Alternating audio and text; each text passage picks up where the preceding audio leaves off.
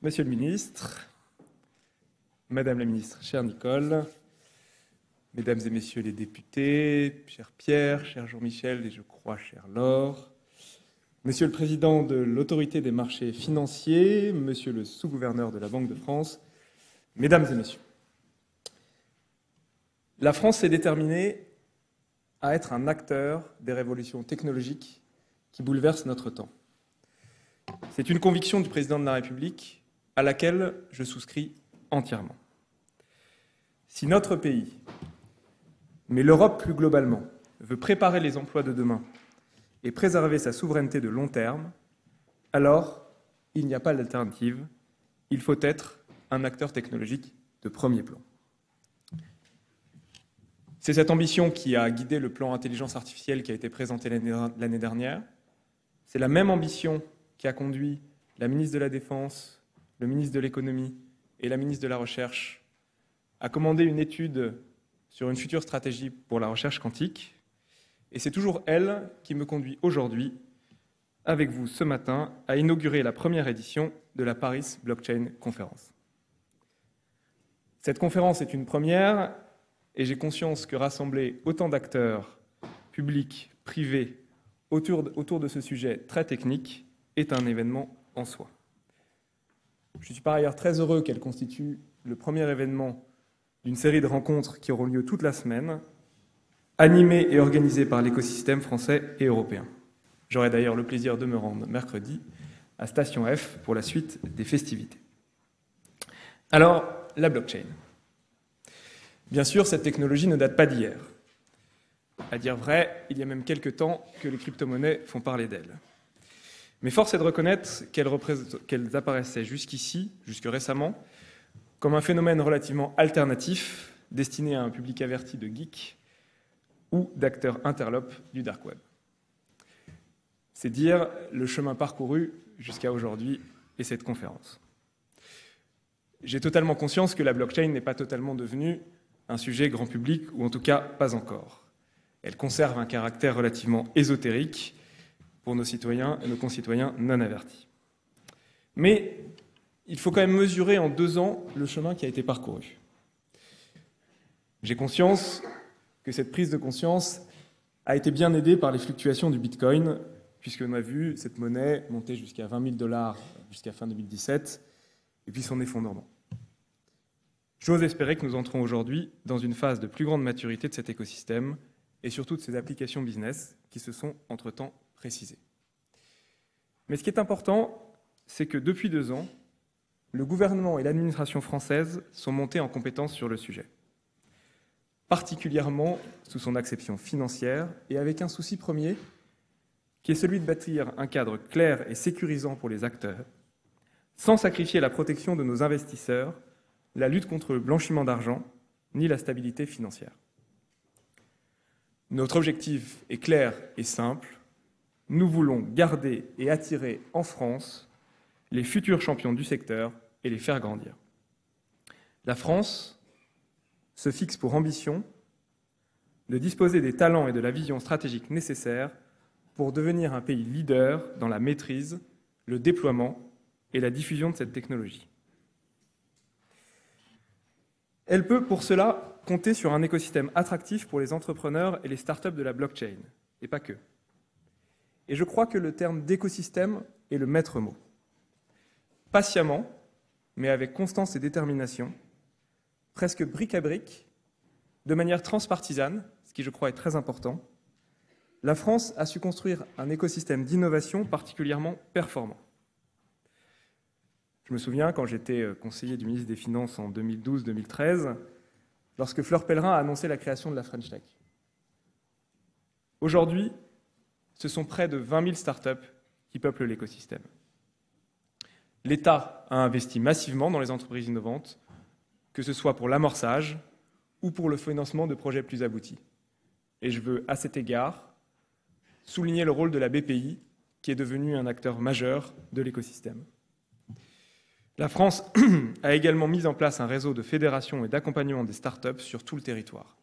J'ai eu l'occasion la semaine dernière de présenter la nouvelle organisation du territoire en hub, capitale et communauté, Et les projets identifiés comme les plus prometteurs sont aujourd'hui labellisés Pass French Tech et bénéficient d'un accompagnement privilégié. Ce n'est pas tout. Les startups dédiées aux crypto-monnaies peuvent, dans notre pays, s'appuyer sur une alchimie rare qui allie les atouts de l'environnement d'innovation à celui d'une place financière de premier plan, mais aussi d'un vivier de savoir-faire très complet, qu'il s'agisse d'ingénieurs, de spécialistes de la cryptographie, de spécialistes des mathématiques ou de l'informatique, autant de ressources rares et évidemment précieuses lorsqu'il s'agit de la blockchain. Mais parce que l'objectif est bien de créer un écosystème, la France a par ailleurs fait très tôt le choix de créer un cadre juridique et fiscal clair et sécurisant pour l'ensemble des acteurs de la chaîne. La France aurait pu, comme d'autres pays, faire le choix d'une déréglementation et d'une défiscalisation à outrance. Cela n'a pas été notre choix.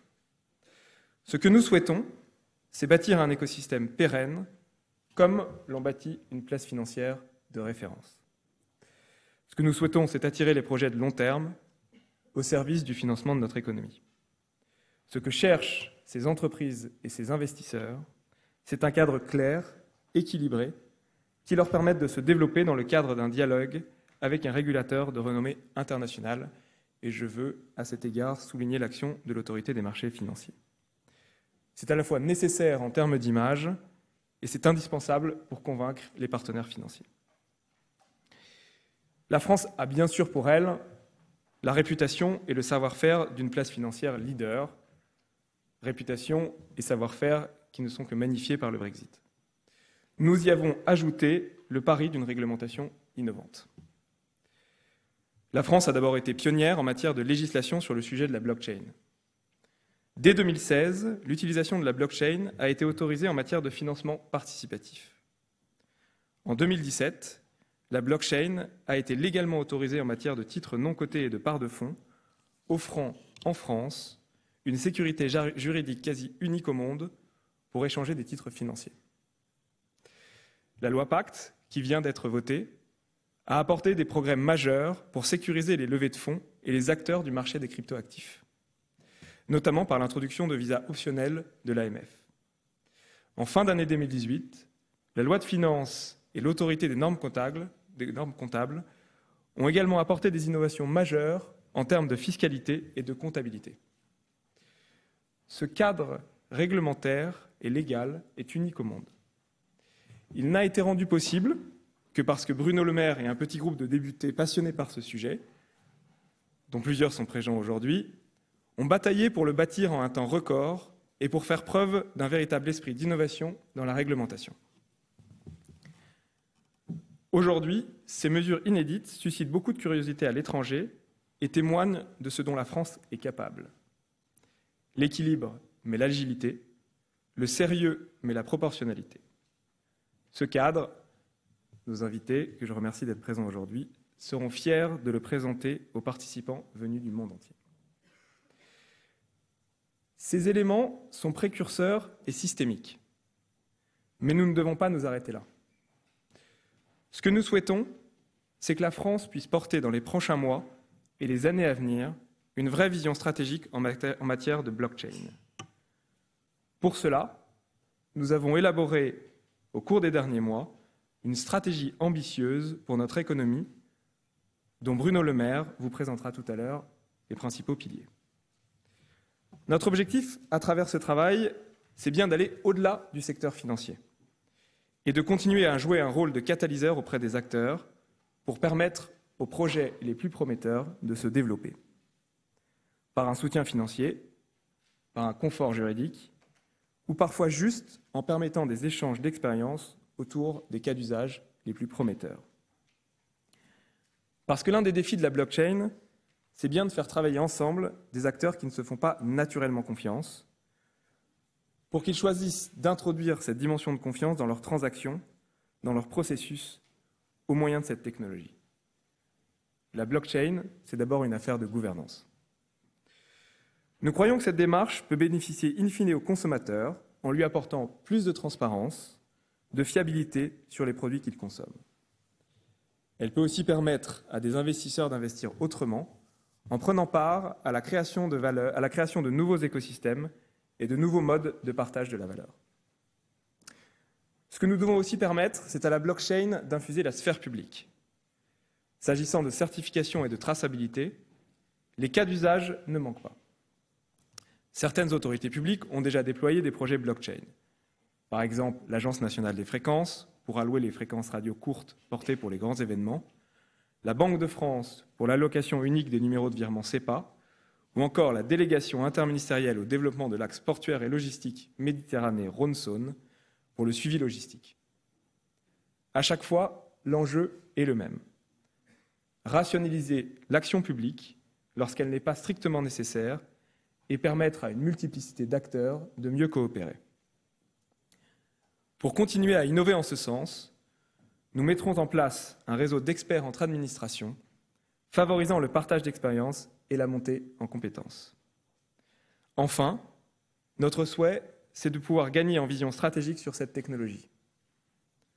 Bien sûr, l'Union européenne aura un rôle clé à jouer et la France soutiendra tous les efforts de la prochaine Commission pour inscrire la blockchain comme une technologie clé de son programme de travail. Mais nous devons également développer en France, à Paris, une capacité de réflexion prospective et stratégique sur le sujet de la blockchain. Quels standards? Quels enjeux de sécurité? Comment gérer la problématique énergétique?